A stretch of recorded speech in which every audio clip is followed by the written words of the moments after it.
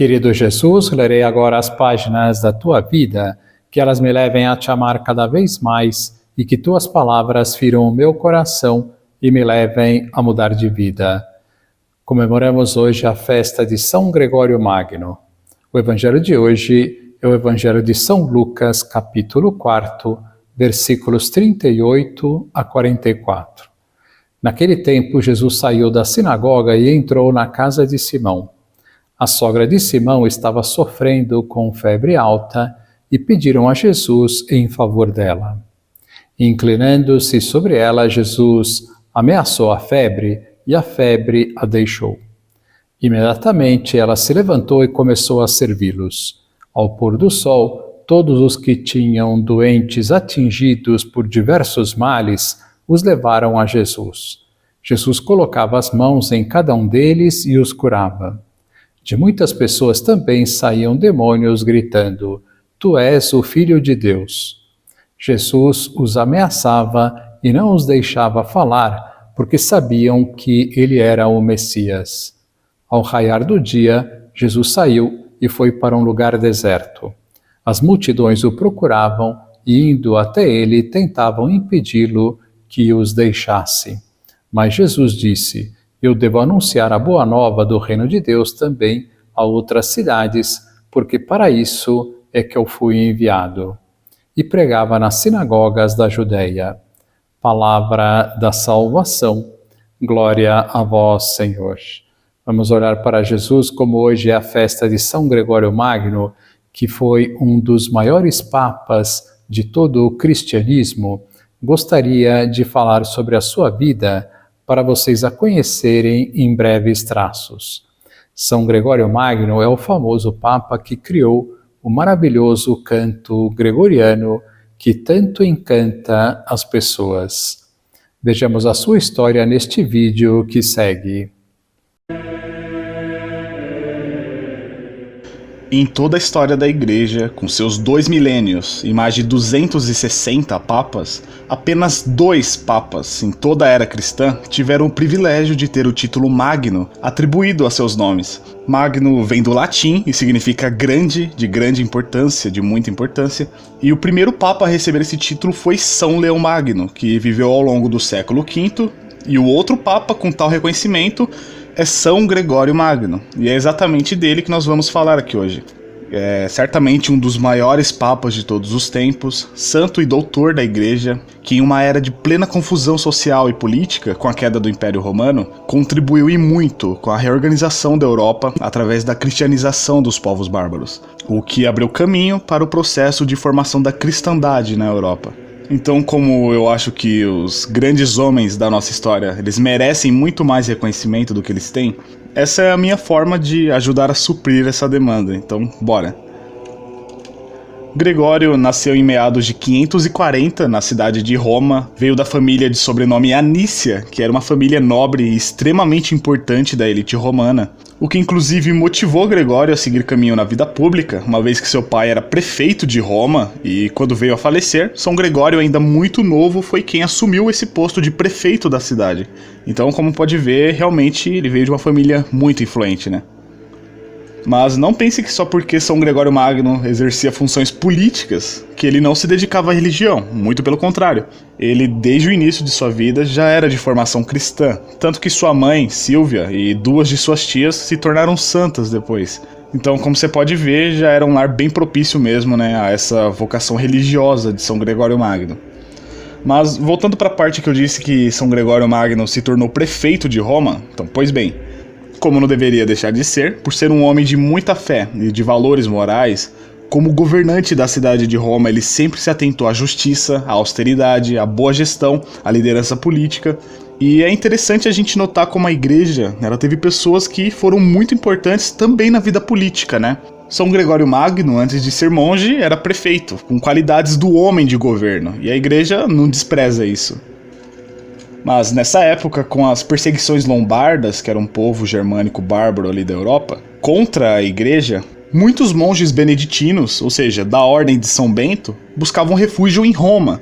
E como grande admirador da figura de São Bento, um outro grandioso nome da igreja que fundou a ordem beneditina, Gregório, com a sua humildade característica e amor para com a Igreja de Cristo, logo decidiu ceder palácios para a missão monástica e construiu tantos outros mosteiros em suas terras, na Sicília e em Roma, a fim de abrigar estes monges.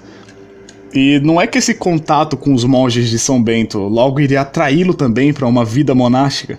Pois é, e foi assim que se fez. Gregório resolveu sair da política, ele deixou ali seu cargo de prefeito de Roma, ele distribuiu todos os seus bens entre os mais pobres e, enfim, se tornou um monge beneditino. Dessa forma, a sua vocação religiosa não precisou se dividir com a sua vocação política, e assim São Gregório Magno pôde se dedicar inteiramente a uma vida contemplativa, de muita oração, de recolhimento e de muito estudo acerca da Sagrada Escritura e da Patrística. Só que São Gregório Magno era de uma sabedoria muito, mas muito destacada, e quando os líderes religiosos da época notaram isso, logo eles se certificaram que toda essa sabedoria de Gregório não poderia ficar enclausurada dentro de um mosteiro, né? Assim sendo, o Papa Pelágio II rapidamente decidiu pôr São Gregório para jogo, enviando-o a Constantinopla, para uma missão religiosa e diplomática no Império Romano do Oriente. Lá ele combateu bastante heresias de seu tempo e foi onde escreveu a maior parte das suas obras que conhecemos. Depois de cerca de 6 anos em Constantinopla, Gregório foi chamado de volta para Roma, agora muito mais amadurecido, e foi elevado tanto a conselheiro do Papa como abade do mosteiro que ele fazia parte antes de ser enviado a Constantinopla. E com certeza sua qualidade de homem de governo, de governante, foram muito aproveitadas, nesse período. E com a morte do Papa Pelágio em 590, já não se tinha mais dúvidas de que Gregório deveria ser o sucessor à Cátedra de Pedro. Só que tem uma coisa, São Gregório ele relutava em aceitar tal incumbência, uma vez que desde sempre Gregório tinha problemas físicos e uma saúde muito delicada, tanto que a sua primeira série de homilias sobre o Evangelho foi lida por seu secretário, porque ele não conseguia sequer ficar de pé.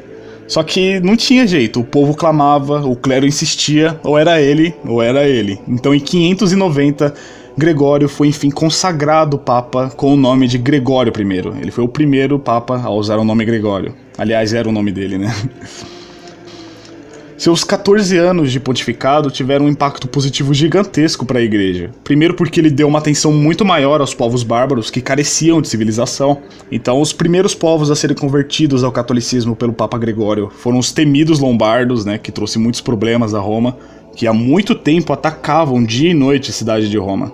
Porém, de forma muito ponderada, Gregório com sua sabedoria converteu e conquistou o povo lombardo para a igreja, muito por causa da ajuda de Teodolinda, a rainha dos lombardos, cristã ferrenha e submissa ao Papa, que convenceu seu marido Agilulfo a permitir a expansão do catolicismo entre os lombardos.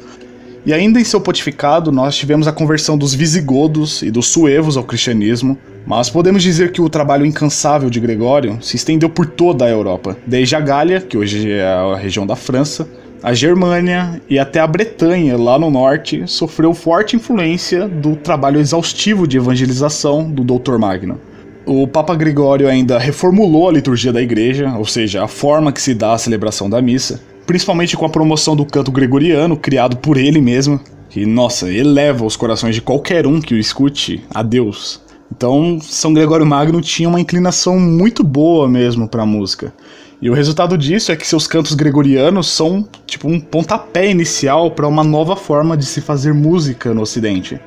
Além disso, mais de 850 cartas de São Gregório Magno chegou aos nossos dias, então veja que realmente ele tem uma obra vastíssima, muito maior que a de qualquer outro papa que veio antes dele, de forma que a sua familiaridade com os escritos bíblicos trouxe à Idade Média uma forma muito mais madura de se ver a moral. Então podemos dizer que a obra de São Gregório Magno deu uma nova cara para a Europa. E nesse caso nós podemos destacar Comentários sobre Jó, também chamada de Magna Moralia, que se baseia nas pregações de São Gregório sobre o livro de Jó, Regula Pastoralis, que trata sobre a figura de um bispo ideal, a forma como o sacerdote deve conduzir a igreja, Homilias sobre Ezequiel, também uma série de comentários de Gregório, agora o livro de Ezequiel, Diálogos, onde Gregório nos demonstra que a santidade sempre é possível, citando o exemplo de homens santos.